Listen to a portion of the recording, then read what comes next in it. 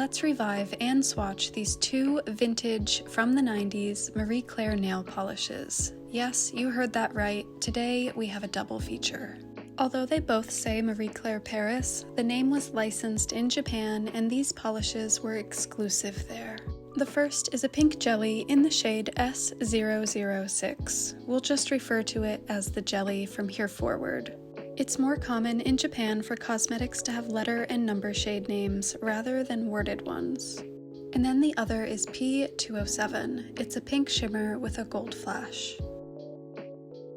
We'll get started by rehydrating them both with my thinner.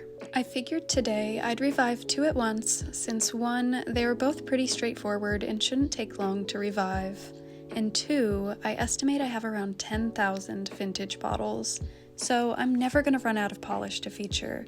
If anything, I have more than I can show in my lifetime, so I need to skedaddle and feature as many as I can.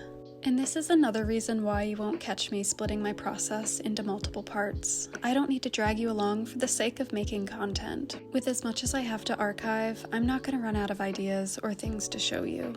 If future historians even care about this subject, and if the videos themselves are properly archived, I don't want them to have to chase down multiple video parts either to get the information they may need.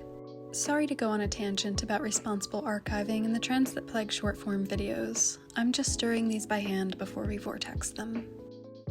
But getting back on the note about having a ton of polish to swatch, I have 3 drawers of Japanese stuff from the 90s, and I'm considering doing a series where I swatch 3 in one video. It would give me the opportunity to show you the range of colors they had, and I would have a better chance of getting through them quicker. And now we'll throw these on the vortex.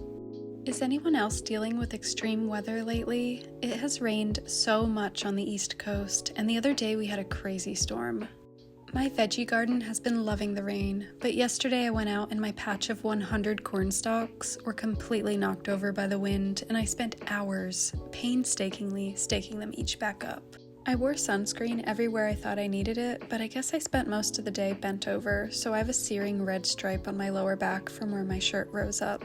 I'm not sure why I gave so much of my garden real estate to corn, when next month it will be in season and will be $1 for 4 ears. With the groundhog issues and the storms, by the end of the season I'll be wondering why I didn't just become a bird-watching millennial rather than a burned-out gardening millennial. I let these sit for a few hours just to let the fresh solvent dissolve any clumps that remained. We'll just vortex these both one more time and then we'll swatch them. The shimmer still has some product clumped on the sides, but it should incorporate easier now after it had rested. I did go ahead and add some more thinner to it since it was still a little thick. With the addition of more thinner, the product does melt off the sides quite easily now. After all this mixing, it's time to swatch them. We're going to start with the jelly. I just love that these bottles are shaped like jewels. I did not expect this one to be as sheer as it is. Let's see what it takes to get some color payoff. Okay, this is a little better, but I want more. Third time is the charm, so I think I'll stop here. And I'm skipping top coat since it's a shiny jelly. Here's the final look.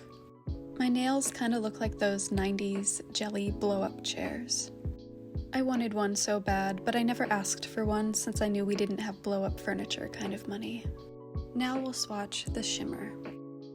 I didn't mention it before, but these are likely from the first half of the 90s. They ended up changing the bottle style towards the second half.